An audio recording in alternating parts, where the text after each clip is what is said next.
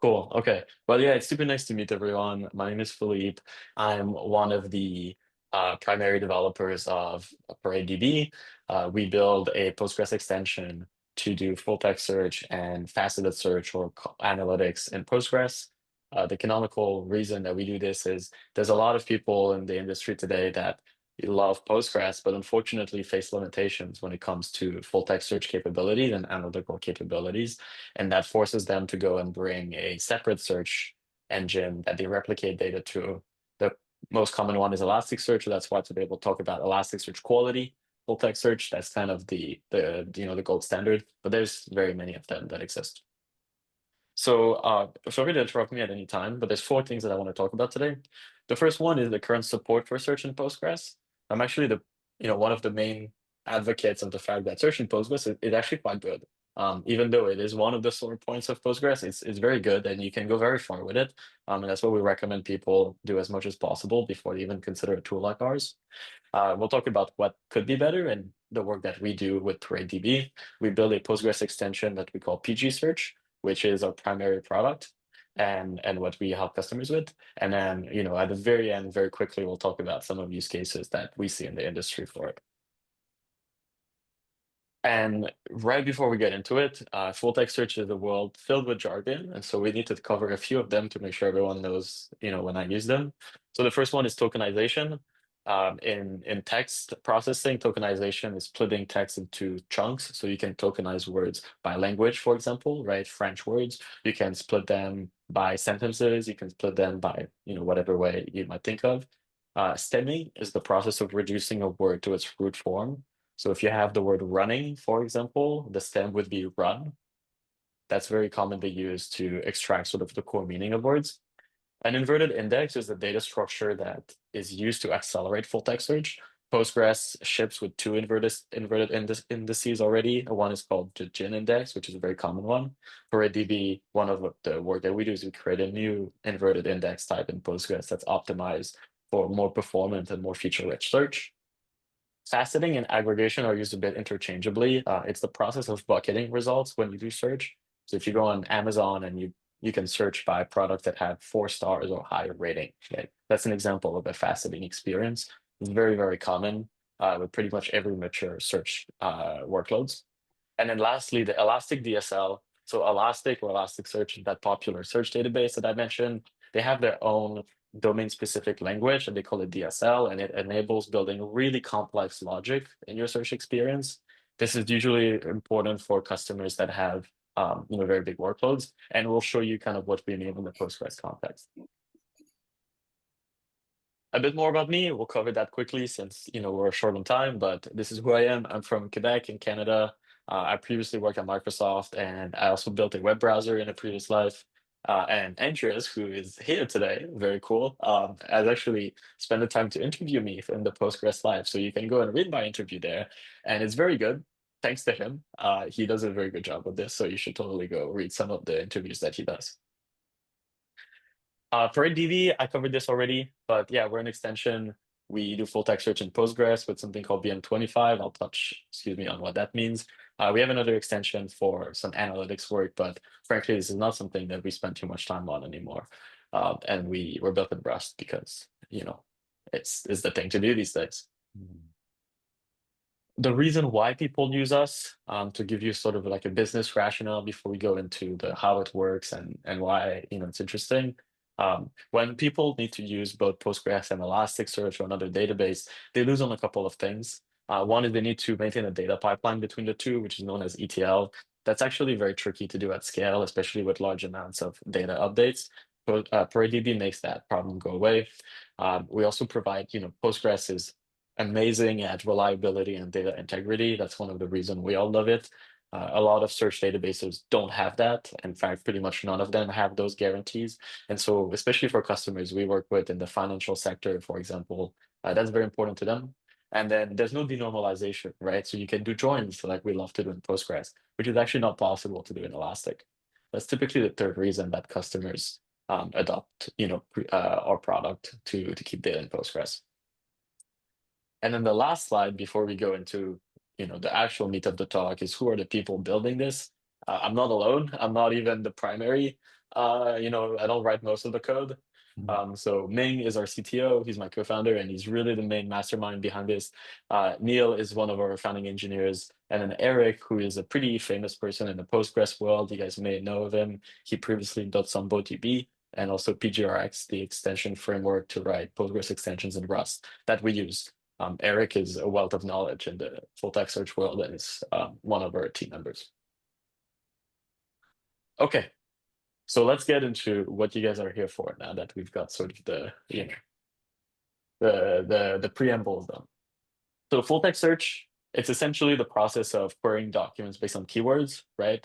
We use it every day, sometimes without thinking about it. It can be very, very simple, or it can be very, very complex. And you will see that complexity is kind of where Postgres breaks down, unfortunately. It's a two-step process. The first step is indexing. So taking a corpus of text and processing it in a way that can be searched effectively. And then querying is the process of actually serving, queries to retrieve information. One thing to talk about is in today's AI age, obviously vector search is a very important topic. Vector search is also known as similarity search, and it is a complement rather than a substitute for full text search. A lot of people oftentimes, um, misunderstand this. So instead of searching documents based on keywords, it searches documents based on semantic meaning. And the popular extension is Postgres. It's called pgvector, which is built primarily by Andrew Kane and Jonathan Katz from Amazon.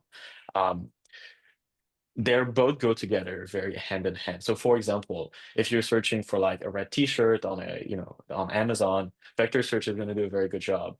But if you're searching for a keyword like a medical code in a medical database, right? Or a stock ticker in your trading platform, like those are places where keyword search is going to be very, very important, and do a lot better. And so typically in the industries, what we see is people combine both together into something called hybrid search.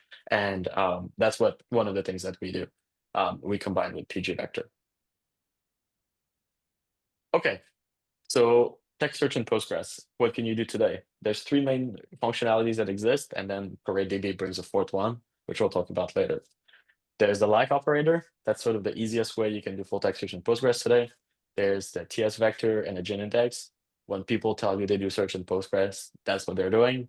And there's something called PG trigram, which was a Postgres extension that was actually brought into the core, into core Postgres, and allows you to do a bit of sort of fuzzy matching and have a slightly more expressive search experience. So the like operator, some of you have perhaps written it before. The syntax is column name like pattern. So if an example query could be select star from users where name like John. In here, this query would match any user where the name starts with John. So like Johnny, Johnson, Jonathan, so on and so forth. It's very simple, but it's also not super performant at scale. It's very limited, and there's no relevant scoring, which is very important. So that means there's no specific order in which you can specify the results be returned. We'll touch on what that means later. TS vector with the gin index, that's the core search in Postgres that I was mentioning. So it stores the tokenized stem representation of text. If you remember what that meant when we were talking about the jargon, it means words like running would be shortened to run. They're going to be split by specific criterias, like splitting by word, for example. So splitting your paragraph for every white space you have. And then you can search over them with TS vector. You can even rank the results with TS rank. That's very important. So that means you can apply some logic to how you want the results to be returned to you. The algorithm that is used by TS vector is something called TF-IDF, which for term frequency inverse document frequency. What this means is the more frequent a specific keyword is within the document you're searching for, the higher the rank should be, right? So if you have, a word like cheese mentioned more times, then probably that's, a search result that is more like what the user is requesting. Makes sense.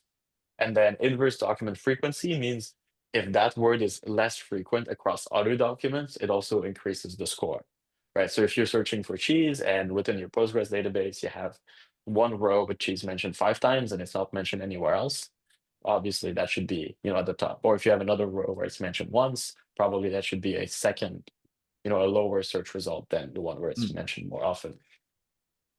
There's ways you can game this algorithm. It's not a perfect algorithm.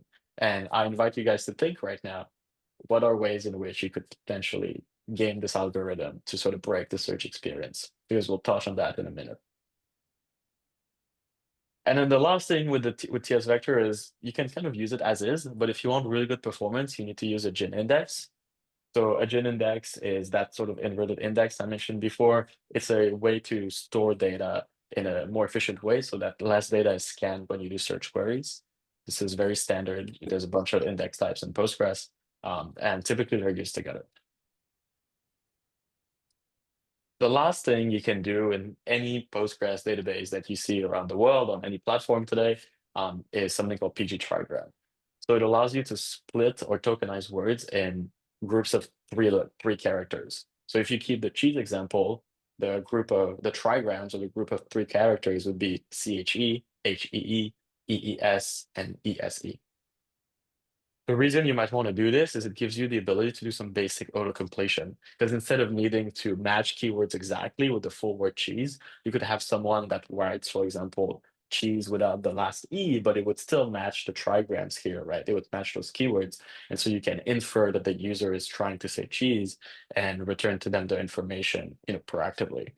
This is very useful if you want to do auto-completion or sometimes when you want to do typo tolerance, right?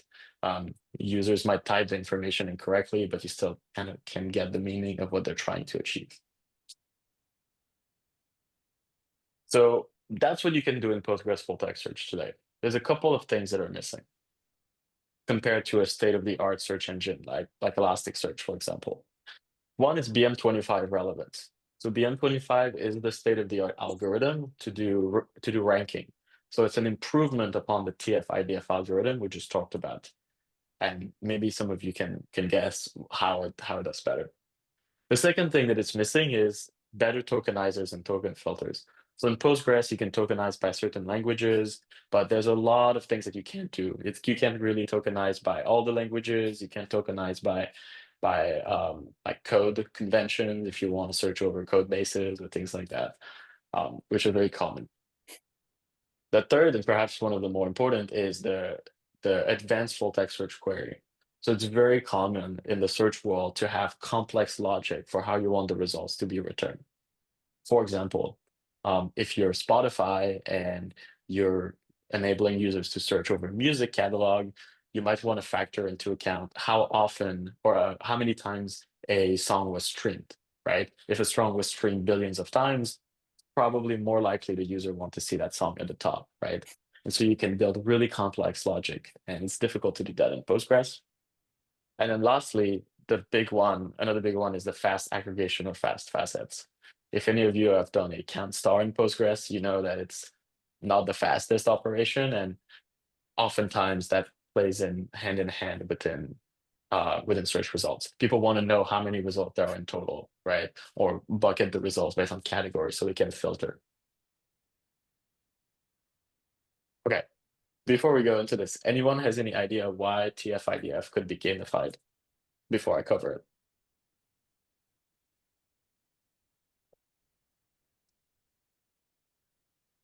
Okay, so there's two things that the BM25 algorithm does to improve upon the Postgres TF-IDF. And you didn't think you would see math today, but here we are. It's a lot simpler than it looks, I promise you. So the two concepts that it adds is term saturation and then the document length. So as we said, TF-IDF, what it does is it says the more times a keyword is present, the higher the result. And then the less times the word is present in other documents, the higher the document. Makes sense. But what if I have a document that has cheese 1,000 times and another one that has cheese 995 times? Well, probably, the extra five occurrences of the word don't make a big difference, right? And in fact, it might not even be what the users want. And so it adds something called term saturation where it says, okay, like as you can see here with the curve, as you get more and more results, more and more occurrence of the keyword, an extra one contributes less and less to the score of the document, right? So it kind of tapers off. The second thing that it does is it normalizes the whole scoring function by the document length. If you have a document that has 100 words and another one that has 1,000 words, it's probably more likely that there'll be more occurrence of the keyword in the longer document. But just because it's longer doesn't necessarily mean that it's what the user is looking for, right? Otherwise, we would only get our search results returning really, really long documents with a lot of copies of keywords, but perhaps not a lot of actual information. So that algorithm, as simple as it is sort of a generalization of the TF-IDF algorithm that Postgres implements, and is what pretty much every search engine uses today. It's that simple. And it's a very big deal, actually, adding this algorithm if you want like a really mature search experience. And this is basically what we do at ParadeDB or PG Search, basically our claim to fame. So we bring that algorithm to Postgres, and that enables all the other things that I mentioned before. So we're an extension. We solve these four problems that I mentioned in Postgres here. We do that in Rust, and we use a library called Tantivy. That library is very similar to what the folks at Elasticsearch implement, actually. And so we draw some inspiration, but kind of adapt it to the Postgres world.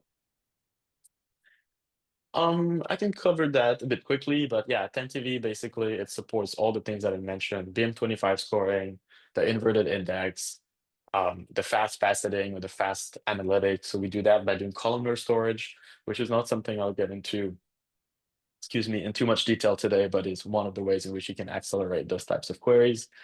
And it's written in Rust, which is how we make that possible thanks to PGRX, the framework for Rust extension. There are four key Postgres APIs that we implement in order to make that possible, in order to create PG search. The first one is we create our own operator for full text search called the @@ operator. If some of you have written TS vector queries before, you know the operator for that is the double @. So we figured we'd follow the convention and add a third @. We create our own index, which is optimized for that BM25 algorithm. We add our query builder, which allows you to create really complex search logic for your queries, similar to the Elastic DSL I mentioned. And then lastly, and this is perhaps the coolest part of it, there's not a large amount of implementation of these in the wild, but we have our own scanning logic for reading data from Postgres tables in order to optimize performance and the ergonomics of using the database. So first, the full text search operator. This is essentially how we tell Postgres that it should execute a query against our internal search engine. And so you can use it in any Postgres query that you already have. The syntax is something similar to here. So select star from mock items where the ID is less than 10 and the description is keyboard. So we're searching for the keyword keyboard within the description column within a specific table. It works with anything that you do in Postgres: joins, order bys, group bys, any search query you have, you can add it to it. That is the very fundamentals that allow you to do full text search with all the bells and whistles of our search engine behind the scene. However, just in, like I was saying with TS Vector, if you were running this without an index, it would be slow. What it would need to do is it would need to scan the whole table that you're searching over. So every single field within the description column in the previous example, and check if the keyword, keyboard is present. We can do something a bit better. We can convert this into an index scan by adding our own custom index that we call the BM25 index. It works the same way as the gin index I mentioned before, or like another popular index in Postgres called the B-tree index. The only one exception that our index has is we call it a covering index. So what this means is we recommend you put all the columns that you want to search over within the same index. And the reason we do this is because the BM25 algorithm works better by having more visibility in the corpus of text you're searching over, right? For the reasons that I was describing before. So if you put everything within the same index, then you're able to have more accurate scoring and search results. And this is very similar to what the folks do at Elastic and other companies. So now we have we have a language to go and run the queries. We have an index to make the queries fast. But how can we make the queries expressive? How can we add like really powerful search workloads to Postgres? We have what we call a query builder API. So in addition to just writing simple strings like keyboard, We can also accept full JSON or even Postgres functions as well. And so that we make like some small UDF for them. And so we have a query builder that allows us to construct these functions easily. So if you look at this example query here, it says select star from mock items where ID is, and then we say, okay, we want to search for shoes within the description, but we want to boost that by 2. And we also want to search for running within the description. So we're searching for running shoes, right? But we're saying, okay, the value of the keyword shoes should be twice as important in ranking the search results as the value of the word running. So if you imagine a user that might be searching for running shoes on Amazon, probably if you run out of running shoes to show them, they're more likely to be interested in other types of shoes than perhaps in like running shorts or something else that might be running related, right? And so now the developer is able to come and say, oh, I want to add custom logic to how the results are returned so that you can tailor the search experience to your use case. And at large companies, it's very common to have a full search team where engineers are sort of tweaking what can be done with search databases like ParadeDB or like Elasticsearch to really tailor it to their specific workload, right? You might imagine in the Spotify example here that the number of streams might be boosted to provide more impact than other parts of the total corpus of data. So now we have the ability to also create complex queries. But how can we take advantage of that and do even further optimization, for example, around scoring or around faceting? We've talked about the fact that we can do scoring, but I haven't shown you yet exactly what that looks like. This is where the custom scan comes in.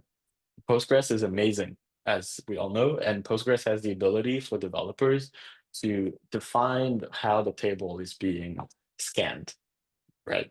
And so that's enabling us to take advantage or take over other parts of the queries aside from the where clause. There's 3 use cases that we enable here, and in my opinion, they're kind of the more elegant implementations of Parade. The first one is predicate pushdown. So being able to push other types of predicates into our underlying search engine, which is optimized for search. The second one is, and that allows us to surface the BM25 score to the result set so that it's easier for the developer to build logic on top of it.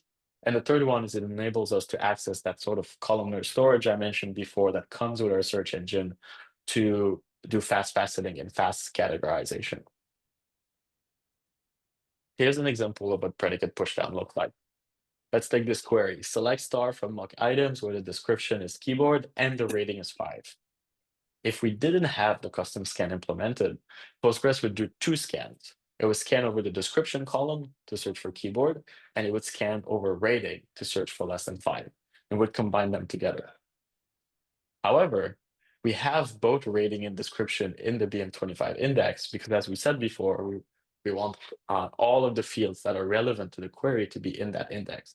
So technically, it would be a lot faster if we could search the 2 of them at the same time. And this is exactly what the predicate pushdown enables us to do. It says not only are words, are predicates on the right-hand side of the at operator being processed by the index, but predicates on the other side of other operators, in case the Postgres and operator, are also processed by our index. And we can drastically improve performance and also make the queries a bit more pleasant to write. The second thing, and that's perhaps one of the bigger parts of Parade, is the BM25 scoring. We need to find a way, now that we have our internal engine processing the scoring based on the algorithm that I mentioned before, we need a way for those scores to be shown to the user running the queries so they can decide, for example, how to return the results to their application. The way we do this is we project a BM25 score as a column into the result set. This is an example of what a query might look like.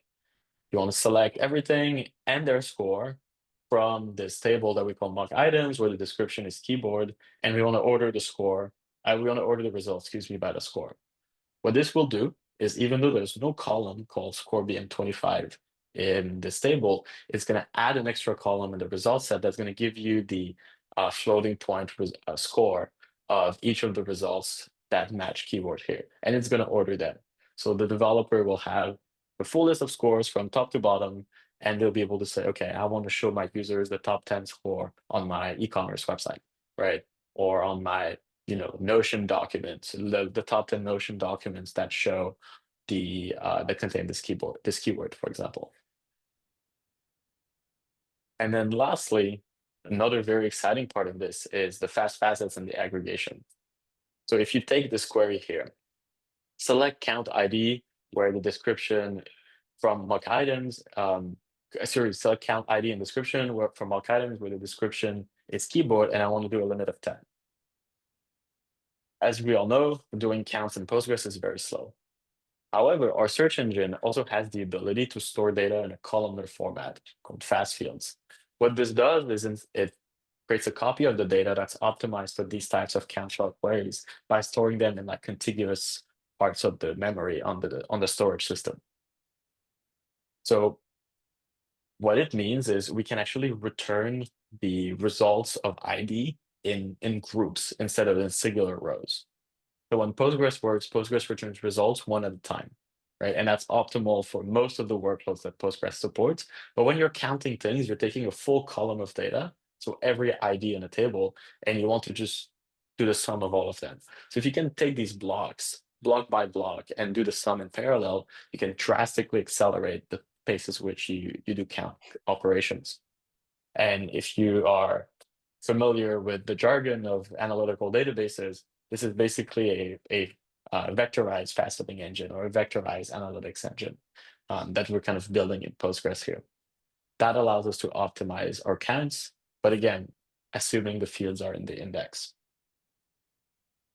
And these are the main use cases that people use this for. So lots of companies that don't want to migrate off to Elastic.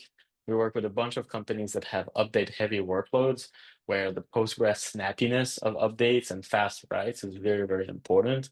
Most search engines are not very fast at writing data, and they're more for batch loading, which can be difficult to reconcile. We have a lot of customers that build SaaS applications where they want to do filtering of various sorts. Productivity applications use us for that. Sales automation applications use us for that, and fintechs as well. And then lastly, combining it with pgvector is also a very common use case to be able to provide even a higher quality result that brings sort of the best of both worlds of the keyword-based semantics and the keyword-based results, and then the semantic-based results. And yeah, that's it. Basically, you can find us on like pretty much wherever your Postgres runs.